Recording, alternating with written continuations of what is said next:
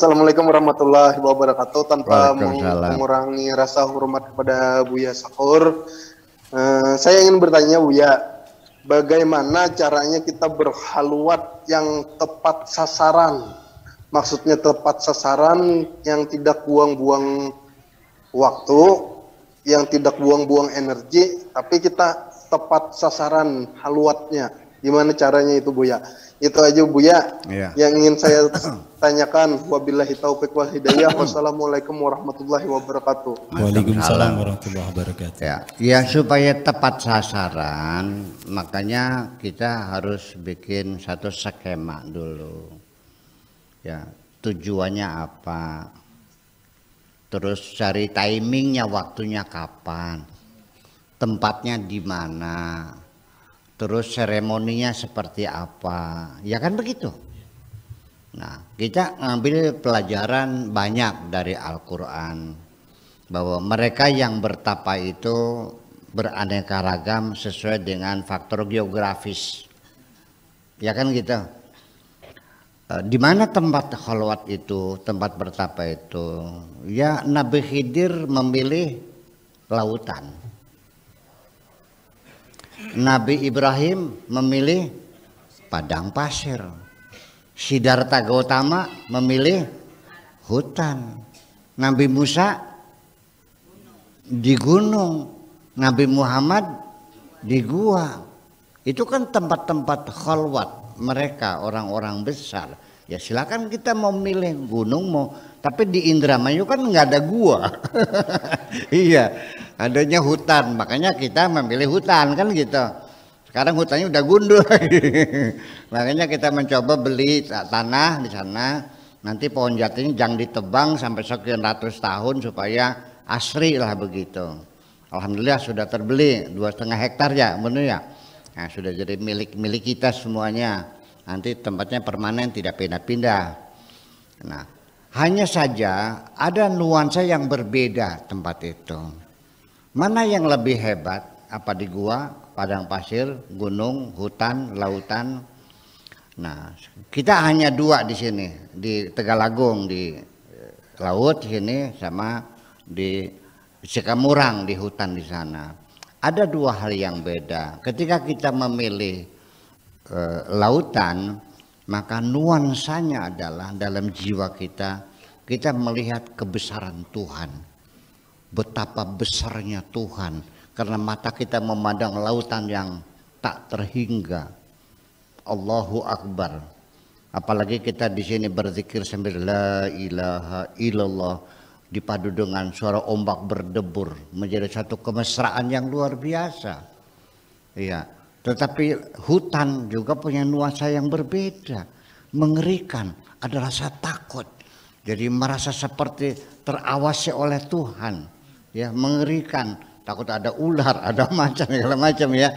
Muncul rasa takut itu juga penting, ya. Ketika kita menghadap Tuhan itu ada takut, ya itu malah Allah mengatakan jangan takut kepada mereka, takutlah kepadaku, farhabuni, kan gitu, takutlah kepadaku.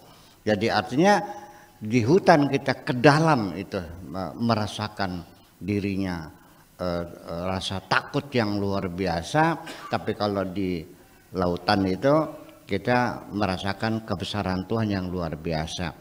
Itu satu waktunya. Kemudian waktunya itu tempatnya ya. Waktunya kapan?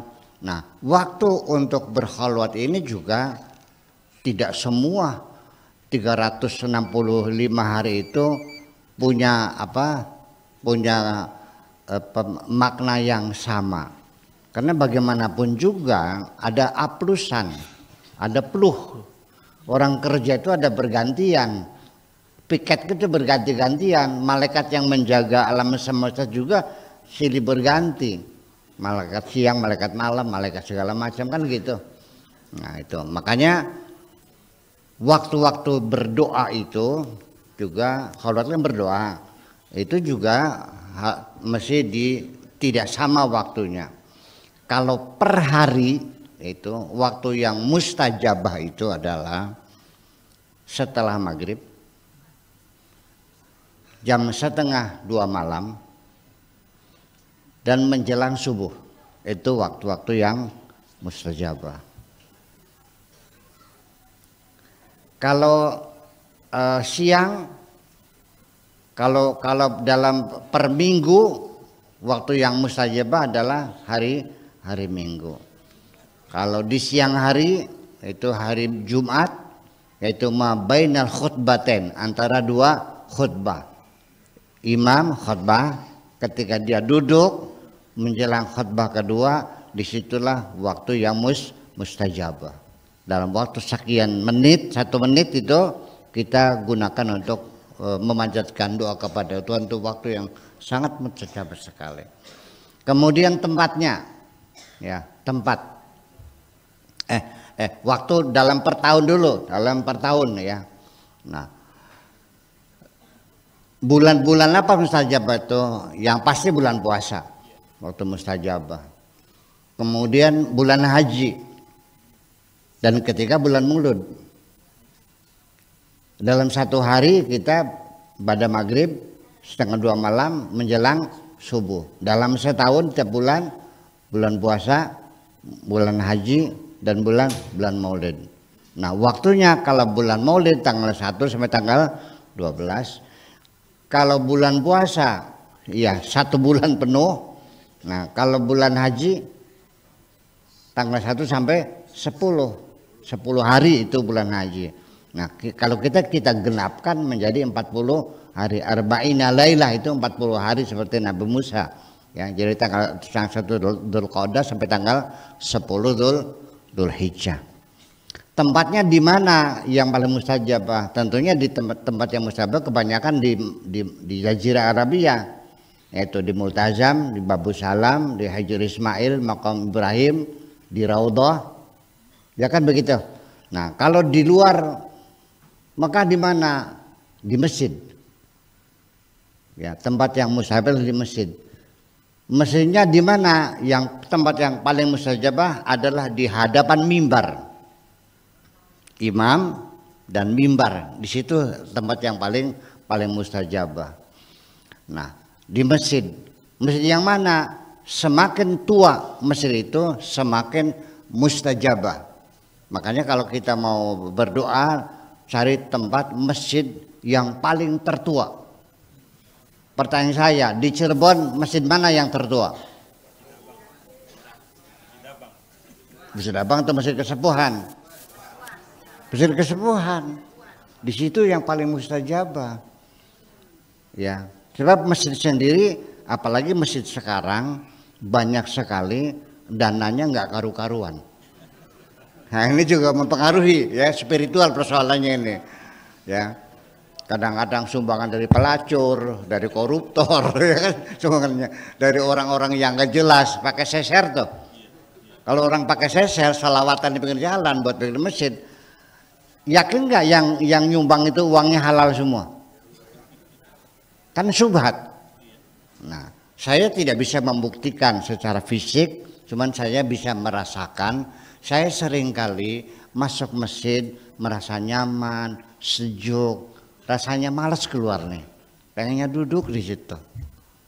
Tapi kadang-kadang juga saya sering masuk masjid rasanya gerah, ya panas masjid itu, nggak betah.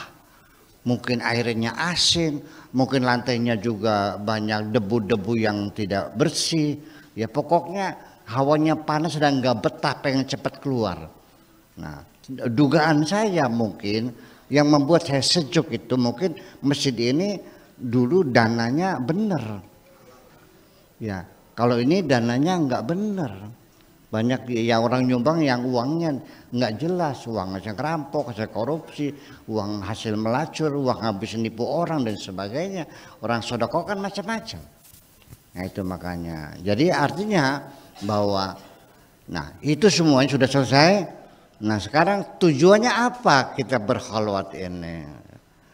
Satu tujuannya adalah dengan tidak salah kalau orang itu pengen kaya, nggak salah juga sih.